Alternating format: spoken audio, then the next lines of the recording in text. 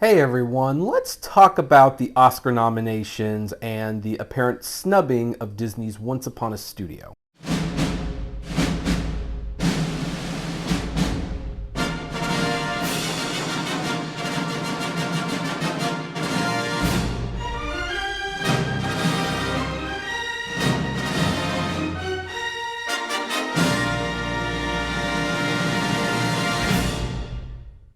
Hey everyone, this is Kevin Terry, film critic of iCritic.net. Thank you so much for spending a few minutes of your time with me today here on this channel. I greatly appreciate it. Now then, with this video and the title, you might be hoping that as a huge Disney fan, as someone who takes shorts very seriously, as someone who is a huge fan of vintage Disney content, and in fact a champion of more of it coming to physical media and Disney Plus, uncut and uncensored, I want to add, you would think that I would be ecstatic, or I would hope that Disney's latest short, Once Upon a Studio, would get an Oscar nomination. Now, for those of you who are not aware of what Once Upon a Studio is, you can stream it on Disney Plus right now, and I highly recommend you do if you're a huge Disney fan. This is a love letter to Disney animation through the years. It has pretty much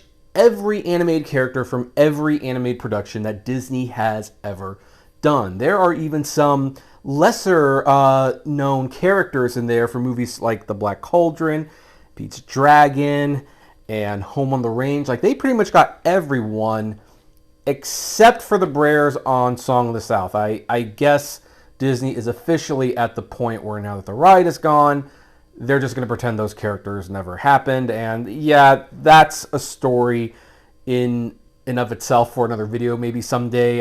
Comment below if you would like to see me comment on that whole thing about whether or not the Brers should be pretty much forgotten altogether. I would be very interested in knowing your point of view on whether or not you think I should make that video. But that being said, the vast majority of the Disney characters are here. They even have characters from like Melody Time and Fun and Fancy Free.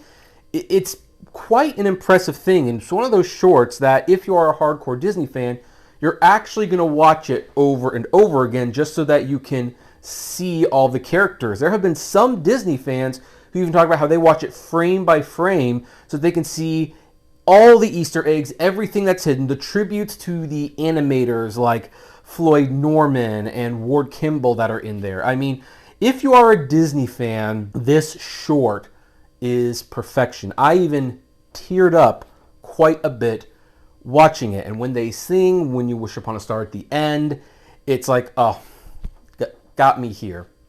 Got me here. This short, if you are a Disney fan, is perfection. And a lot of Disney fans were hoping that it would be nominated for the Academy Award for Best Animated Short Film. It was eligible for the award, even though it primarily played on TV and Disney Plus. The original plan was to show it in front of Disney's Wish, which seems like a missed opportunity in hindsight, because I think this short is strong enough that people would have gone to see Wish just to see this short. Like, I think Disney majorly blew it in that category, but they aired it on ABC and Disney Plus instead, and it made the round on a few film festivals, but those festivals are what would get it into the eligibility category. It was shortlisted, but when Oscar morning came, Once Upon a Studio was not one of the nominees. And now here we are a couple weeks later from the nominations, and you know, the fervor has kind of died down a little bit. We've kind of accepted these are the nominees, and yet I see a lot of online debate and discourse about why did the Academy snub this short. Like, first of all, this was a short that people clearly loved, and people had actually seen it, and it was from the almighty Disney. How on earth could the Academy of Motion Pictures Arts and Sciences overlook such a thing? Like, why on earth would this short not get nominated? And here's the thing. I hate to be the bearer of bad news. I mean, one of the difficult positions that I am put into is, like, I am a huge Disney fan. I think it is apparent that I'm a huge Disney fan, but I also go against the grain from what the hardcore Disney fans really want. I don't think taking down an old attraction like the Country Bears Jamboree is that big of a deal. That attraction is old. It's outdated. I am much more interested in seeing something new there. I do not think retheming Splash Mountain is going to destroy the integrity of the ride. The track is still there. They aren't changing anything substantial about the ride, just the coat of paint. And even though I don't think Bob Iger is right for the company now, and I would really like someone else to be running Disney, for a long time he was great at what he did. He really was. And I think some Disney fans really don't understand that if he was not there, there would be no Disney anymore. There would be no Once Upon a Studio short. There would be no Moana. There would be no anything, because Disney was on the verge of bankruptcy before he came around and really shook things up for the better. I am in this unfortunate position where I love the classic Disney stuff. I have so many books about Disney, the entire Walt Disney Treasures collection, but I don't think the modern stuff is inherently bad by itself. So I come into crossfires because I have unpopular opinions with Disney fans sometimes. And unfortunately, this is probably going to be one of them, because while I loved this short, and I recommend it to everyone, I'm actually one of those people, when people come over and I say, have you seen Once Upon a Studio? If they say no, I pop on Disney Plus right at that moment, say, hey, you got to watch this then. It's only going to take 7 minutes. And before they know it, they're watching it and they're loving it too. Well, even though I love this short, and you probably love this short too, and a lot of people love this short, if you had been listening to this video early on, I kept saying one thing over and over again. If you are a Disney fan. And that was ultimately where Once Upon a Studio fell very, very short, and why it was never going to be Oscar nominated. Because while you would hope the Academy would have a reverence for the Walt Disney Company and its heritage and its rich legacy, the reality is they don't.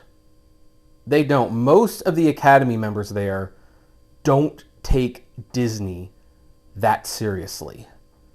In fact, they probably never really have. I mean, yes, they have thrown Disney some bones here and there. There was that famous Snow White and the Seven Dwarfs Oscar that had the main Oscar and the Seven Miniature Statue. It's one of the nicest Oscars ever. That's great. That was a wonderful award for Walt Disney. But notice how Snow White and the Seven Dwarfs itself, despite being so successful and so critically loved by audiences, didn't get a Best Picture nomination. In fact, when you factor in a lot of the classic Disney films, some of which are way more popular and way more relevant than other movies that got nominated and won Academy Awards in the years they came out. Talking about Pinocchio, we're talking about The Jungle Book, we're talking about The Lion King, like heck, even Fantasia. Like, if Fantasia had come out today, that might be bold enough and experimental enough to catch the Academy's attention. But think about it. This historic thing, it basically invented surround sound for movies. It got a Special Achievement Award for Fantasound, but it did not get any other major Oscar nominations. No Best Picture, no sound mixing or editing, no nothing. Yes, they nominated Beauty and the Beast, only nominated animated films after the Best Picture lineup expanded to 10. And to date, no animated film has won Best Picture. What's more, if the Academy really revered Disney's history, I think Wish would have got a Best Animated Feature nomination, just because it's like, oh yeah, we're winking to old Disney. But the truth is, most of the Academy voters, they do not care. They're mostly older. They feel dumb voting for Disney animation. And so I don't think Disney is as revered with enough members of the Academy for that short to get a nomination. Now that's the one problem, but there's a second problem, and this might actually be the main problem, is that Once Upon a Studio, and don't think I'm knocking the short on this.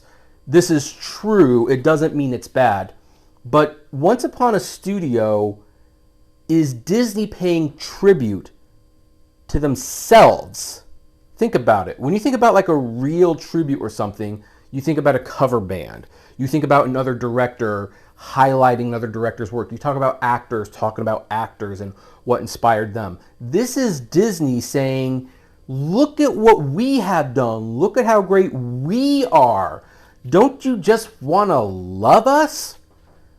And if it's a tribute to yourself, it is probably a commercial to yourself. Now, the Academy is not exactly above giving self-congratulatory films Oscars.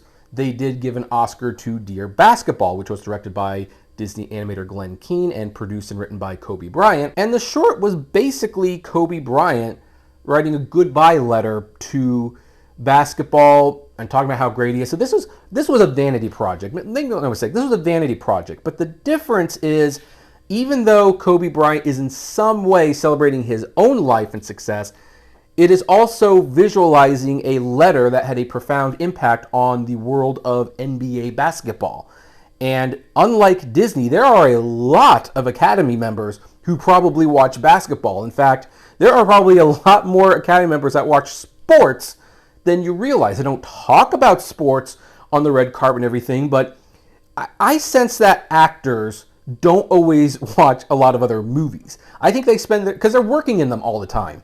I think what they are particularly doing, they're reading and getting involved in sports. So something like Dear Basketball connects to them. On the other hand, you get to the Once Upon a Studio, and unless you're a hardcore Disney fan, unless you really love what they're doing, it's just not going to connect. And whether you love Disney or not, it's hard to look at that short from a purely objective standard and say, yeah, that's not self-promotional at all. It's a commercial at the end of the day.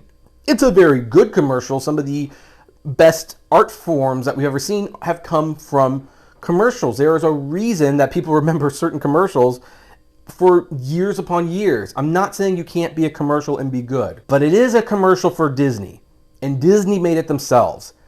And if the lack of caring for Disney didn't do it in already, the fact that even some of the Disney fans probably saw this, and it's like, are we really going to nominate a short that's basically an advertisement for this multi-billion-dollar company? Are we really going to nominate that for an Oscar? That's what happened, folks.